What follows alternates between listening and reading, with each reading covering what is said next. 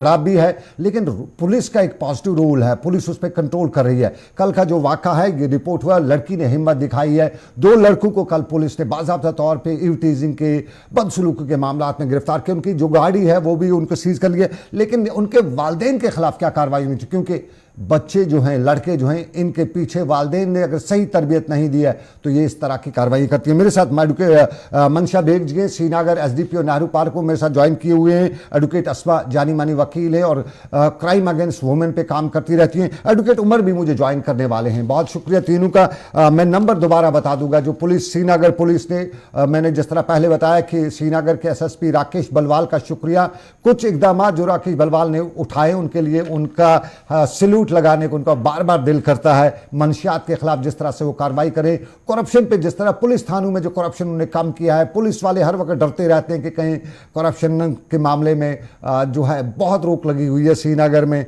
और फिर ये मंशियात के खिलाफ 12 घंटे में ही कल उन्होंने एक केस जो है वो सॉल्व कर लिया। तो इसके लिए शुक्रिया SSP श्रीनगर राकेश बलवाल। मंशा ने जिस तरह काम किया कल, उसके लिए मंशा का भी बहुत बहुत शुक्रिया। लेकिन 9596, दोबारा नंबर बता रहा हूँ, ये नंबर हमारे स्क्रीन पे भी अब डिस्प्ले हो जाएंगे, 9596770601 और 95 दूसरा नंबर लीजिएगा 9596770602। ये नंबर नोट कर लीजिएगा। ये 2 नंबर से मेरे साथ मंशा जी हैं और बहुत शुक्रिया मंशा जी। मंशा जी, चलिए एडवोकेट उमर से हम कोशिश करते हैं रब्ता करने की, या एडवोकेट अस्मा जो हैं। एडवोकेट उमर, अगर हम बात करें, ये हमारे जो जिम्मेदारी मर्दों की भी है और बच्चे जो लड़के हैं, कॉलेज गोइंग लड़के, अगर ये इस तरह की शिकायतें करते हैं, इस तरह के हरकत करते हैं, वालिदैन पे क्या असर, अब किस तरह से इस पे वालिदैन को इस सारे में अकाउंटेबल बनाना चाहिए? उमर, एडवोकेट उमर, पेरेंट्स का मारा जाता है। जी जी, एडवोकेट उमर, मैं पेरेंट्स की बात, बिल्कुल बिल्कुल मैं कह रहा हूँ पेरेंट्स को। देखिए, अगर आप देखेंगे, मतलब इस हिसाब से देखेंगे, क्रिमिनल लायबिलिटी कभी भी 1% दूसरे पर्सन पे ये भी हो सकती है। सो इफ एनीबडी अगर कोई क्राइम करता है तो it's the responsibility, his responsibility only.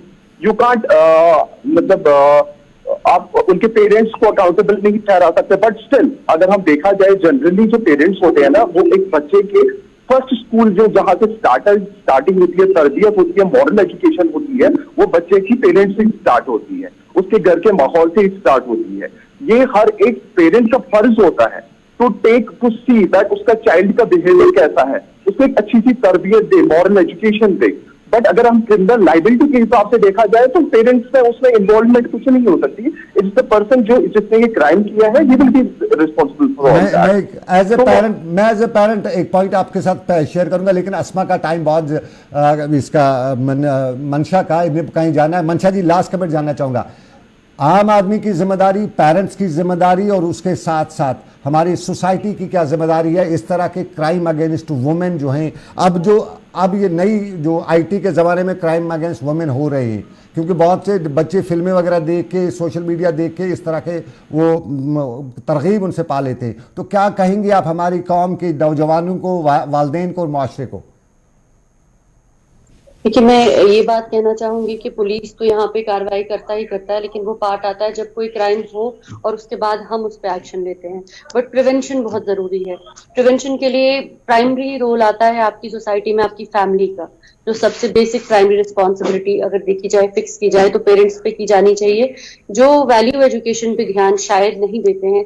इस वजह से इस किस्म के इंसिडेंट्स, वाकयात पेश आते हैं, क्योंकि बच्चों को तमीज, तहजीब और अदब सिखाना वो प्राइमरीली पेरेंट्स का काम है। जब एक फैमिली में वैल्यू एजुकेशन दी जाए, तमीज, तौर तरीका, अदब सिखाया जाए, ये बताया जाए कि बाहर जाके किस तरह से आपने पेश आना है, लड़कियों से किस तरह से पेश आना है, या जनरली आपका अदब, आपका बिहेवियर, आपका कंडक्ट सोसाइटी में कैसा होना चाहिए, ये पेरेंट्स का एक फर्ज बनता है। सिमिलरली बच्चों को अगर शुरू से ही स्कूल्स में इस किस्म की एजुकेशन इम्पार्ट की जाए, जहाँ पे आपका तहजीब पे, तौर तरीके पे एक फोकस रहे, वो बड़ा ही ज्यादा इंपॉर्टेंट है। काफी इंपॉर्टेंट रोल इसमें मुझे लगता है कि बनता है पेरेंट्स का एंड स्कूल्स का। एंड अगर हम लोग हर घर में, हर बच्चे को इस तरीके से एजुकेट करे, उसको अवेयर करे कि कैसे बाहर बिहेव करना है, आई थिंक ओवरऑल सोसाइटी में हम एक इम्प्रूवमेंट देखेंगे। एंड मुझे लगता है उस किस्म से, उस हिसाब से आई थिंक प्रिवेंशन, हम रोकथाम कर पाएंगे ऐसे इंसिडेंट्स पे। मनसा जी, आपका बहुत बहुत शुक्रिया, आपने टाइम निकाला, खास आपका सिटी में आपको सब Thank चीज़ों you पे so काम much. करना है, आपका बहुत शुक्रिया। लेकिन मेरे साथ अस्मा हैं और एडवोकेट उमर हैं। लास्ट कमिट में आपके जानना चाहूँगा, अस्मा जी, मैं बचपन में बहुत शरारती था, मैं अपनी मिसाल दूंगा, मैं बड़ी शरारतें किया करता था, लेकिन अक्सर मेरे दिमाग में ये होता था कि अगर मैंने ऐसा किया तो मेरे पापा की कहीं कोई बेइज्जती ना हो जाए, तो पापा की बेइज्जती ना हो जाए, ये बहुत बड़ा डर होता है बच्चे में। तो एक बार अगर किसी ने ये शरारतें की, उसके पापा को लाया जाए उस बच्चे के सामने, थोड़ा सा अगर उसको दिखावा ही किया जाए उसके पापा के साथ, तो शायद मुझे लगता है सोसाइटी में इमेज आगे आ जाएगी कि बच्चे और डरेंगे कि हम तो करते हैं ठीक है, हमें जो हो जाए ठीक है, लेकिन पापा की बेइज्जती न हो जाए। ये एक थोड़ा सा अगर हो जाता सोसाइटी में। कानून तो ठीक है, कानून क्या कहता है? नहीं, कानून भी तो करता है। देखिए, पहले मुझे एक चीज बताना है, जैसे पहले स्टार्ट में आप लोगों ने कहा कि ये पेरेंट्स को चाहे कि उनको बच्चों को ये देनी चाहिए, वैसे हैबिट्स देनी चाहिए, ऐसी चीजें देनी चाहिए ताकि वो बाहर ऐसा नहीं करे। हर एक पेरेंट कोशिश करता है, मुझे लग रहा है कि हर एक पेरेंट कोशिश करता है अपने तरीके से कि बच्चों में अच्छे ये हैबिट्स दे, बच्चों को मतलब अच्छी तरबियत दे। लेकिन बाहर वो क्या करते हैं मुझे समझ नहीं आता, चाहे उनको बैड कंपनी मिलती है बाहर, या बाहर वो दूसरे से सीखते हैं, दूसरे पहले क्या मतलब खुद से, मतलब उनके पास मुझे नहीं लगता वो सेंस होते कि हमें लड़कियों के साथ कैसे बाहर पेश आना है। मुझे नहीं लगता है कोई भी पेरेंट खुश हो जाएगा कि ये देखकर कि मेरा बच्चा किसी बाहर किसी लड़की के साथ बदतमीजी कर रहा है। मुझे नहीं लग रहा कि कोई पेरेंट भी खुश हो जाएगा उस चीज से। मुझे लग रहा है कि मतलब हमें एक अवेयरनेस करनी चाहिए लड़कों में मतलब जितना जितना मतलब अवेयरनेस हो जाएगी, और मतलब हाँ, जो आपकी बात कही ये डर, मतलब पापा की बेइज्जती यानी कि पेरेंट्स की इनकी बेइज्जती हो रही है, मुझे लग रहा है ये भी एक ये वे आउट है इस चीज से, मतलब इसको कम करनी चाहिए। उसको उनको भी ये रहेगा कि शायद मेरे पेरेंट्स की बेइज्जती हो जाएगी, मैं ये चीज कम करूंगा। एडवोकेट उमर साहब, उम्र का एक तकाजा भी होता है, मैं इस चीज़ को इनकार नहीं कर सकती, एडोलसेंस एज भी होती है, इसमें भी और अपोजिशन का जो सनफ़ नाजुक में किश्त से कुदरत है, उससे भी इनकार नहीं किया जा सकता है, दोनों चीज़ों से। बिल्कुल। इन बच्चों की उम्र का तकाजा ख्याल भी रखना चाहते हैं, साथ साथ में पेरेंट्स की, कोई भी बाप नहीं चाहेगा कि उसका बच्चा इस तरह की हरकत करे, ये दुनिया का कोई बाप नहीं, चाहे वो कितना भी खुद गिरा हो, लेकिन वो कहेगा कि मेरा बच्चा शानदार अच्छा रहे। लेकिन कभी कभी ये बच्चे इस तरह की हरकत कर जाते हैं, इन बच्चों को समझाने के लिए हमें क्या कुछ करना चाहिए? अब हम सारा जिम्मेदारी कहें कि बच्चे गलत है या वालिदैन गलत है, ऐसा नहीं हो सकता है। सनफ़ नाजुक जो है कुदरत का कानून भी है, इससे इनकार नहीं किया जाए। किससे सनफ कह सकता हूँ मैं, ये हर कोई इसी दोराहे पे खड़ा है, उसमें थोड़ी सी हमें शायद हमारे बच्चों को सही तालीम नहीं दे सके, हम थोड़ा सा हम उसमें सोशल मॉरल और सोशल मॉरल वैल्यूज़ पे हमें ज़्यादा तवज्जो देना चाहिए। देखिए सनम जी, मैं आपको अपनी मिसाल दे देता हूँ। जब मैं छोटा बच्चा हुआ करता था, मैं अपने पेरेंट के साथ, अपने फादर के साथ जब कहीं जाता था, तो मेरा फादर मतलब बीच सड़क में कहीं पे कुछ पत्थर हुआ करता था, वो उठा के साइड में रोकते थे। हम गाड़ी के नीचे उतर के कुछ की सड़क के बीच में कुछ ऐसी चीज हुआ करती थी, वो उठा के साइड में रख देते थे। कहीं पे नल खुला हुआ करता था, वो बंद कर देते। तो मेरे को अंदर सोचा था कि ह्यूमिलिएशन होती है, मेरे फादर जब इतनी सारे लोग चल रहे हैं सड़क पे, तो जब उनको कोई फर्क नहीं पड़ता, मेरे फादर को क्यों? लेकिन जब with the span of time की मैं वो आ गई, वो सलाहियत ऑटोमेटिकली मेरे अंदर डेवलप हो गई।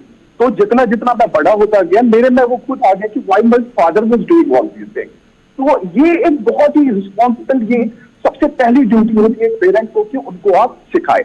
नंबर सेकंड, दूसरा अगर आप लाएंगे सोसाइटी की, फॉर एग्जाम्पल हर किसी सोसाइटी में अगर एक वेलफेयर कमेटी अगर आप देखेंगे कश्मीर में बनी हुई है, हर किसी मोहल्ले में, हर किसी विलेज में वेलफेयर कमेटीज आती है। तो अगर फॉर एग्जाम्पल किसी के बच्चे ने ऐसा किया हुआ है, तो उनको शाम को इतना मतलब it should be the responsibility of the committee to go their house, उनके घर पे जाके उनको बताएं कि आपके बेटे ने ऐसा किया है, इससे मतलब हमारी सोसाइटी, हमारे मोहल्ले का नाम खराब हो गया है। It should not have been done, society का नाम खराब हुआ है। एडवोकेट अस्मा का लास्ट कमेंट लेना चाहूंगा। एडवोकेट अस्मा, 10 सेकंड में बता दीजिएगा, इन बच्चों ने कल जो किया है, इसके बाद क्या करना चाहिए सोसाइटी को, समझ सीख कितनी लेनी चाहिए? मुझे लग रहा है कि कल के वाक़े से बहुत सीख लेनी चाहिए इनको। जो हेल्पलाइन नंबर कल हमारी पुलिस से इशू किए हैं, मुझे लग रहा है कि हर एक लड़की को जिसके साथ भी ये चीज हो रहा है, चाहे किसी वुमेन के साथ, किसी भी एज ग्रुप के साथ, इसमें एज बार नहीं है, उनको इस हेल्पलाइन पे कॉल करना चाहिए। या अगर किसी के साथ वर्क प्लेस या बस में उनके साथ इरिटेशन हो रही है, ऐसी हरासमेंट हो रही है, मुझे लग रहा है कि उनको वहाँ पे डरना नहीं चाहिए, उनको वहाँ पे ह्यू एंड क्राई से या मतलब समझदारी से काम लेना चाहिए, उनको खुद को प्रोटेक्ट करना चाहिए। जितना मतलब लड़कियां चुप बैठेंगी, मुझे लग रहा है उतना उतना इरिटेशन ये बढ़ता जाएगा। चलिए, बहुत शुक्रिया एडवोकेट हस्मा, बहुत बहुत शुक्रिया एडवोकेट उमर साहब, दोनों का बहुत बहुत शुक्रिया। और मनशा बेग, आपका भी बहुत शुक्रिया। आपने जिस तरीके से कल जो एक्शन लिया, उसमें सबसे पहले एक्शन शुक्रिया मैं अदा करना चाहूँगा एसएसपी श्रीनगर राकेश बलवाल का। और Rakesh Balwal, thank you again, you doing wonderful, you doing achievable, marvellous. इसके लिए जितना हमारे पास अल्फाज हैं वो कम पड़ रहे हैं, लेकिन दोबारा मैं हेल्पलाइन नंबर दूंगा 9596770601 और 602। ये 2 नंबर हैं श्रीनगर में पुलिस ने जारी किए हैं, एसएसपी श्रीनगर ने जारी किए हैं। ये 24/7 नंबर्स हैं। लेकिन एक चीज़ हमें याद रखनी पड़ेगी, कुदरत का आईन है, कुदरत का कानून, और उसमें किससे अपोजिट है उसमें नहीं है। लेकिन ये बच्चों की उम्र जो है, एडोलसेंस एज, इसमें इस तरह की चीज़ें हो जाती हैं, और वो इनसे हमें उन सब चीज़ों पे नज़र रखनी चाहिए। और हम बच्चों को काउंसलिंग करें। और जिस बच्ची ने कल ये काम किया, काबिल तारीफ़ किया, और लड़कियाँ भी अगर उनके साथ कोई बदतमीज़ी कर रहा है तो फ़ौरन डरिएगा मत। नहीं, मुआशरा आपके साथ है, कौम आपके साथ है। ऐसा नहीं है कि आप डरती हैं कि हम सोसाइटी क्या बताएगी। नंबर दे दीजिएगा, कॉल करिएगा, पकड़वाइएगा। कम से कम ये अभी क्यों जड़ से ही इसको, इब्तदाई दौर से ही इस बद अखलाक़ी को हमें ख़त्म करना है। तो मुद्दा हमारा आज के मुद्दे से बस इतना ही, इस उम्मीद के साथ कि रब्बे कायनात की रही मर्जी, फिर करेंगे आपसे मुलाकात। दीजिए इजाज़त। आज एक बार फिर मेरे साथ रही सपना वर्मा, आज के प्रोग्राम की प्रोड्यूसर, और उसके साथ साथ मेरे दूसरे साथी मोहसिन खान भी। तो दीजिए इजाज़त, अल्लाह हाफिज़।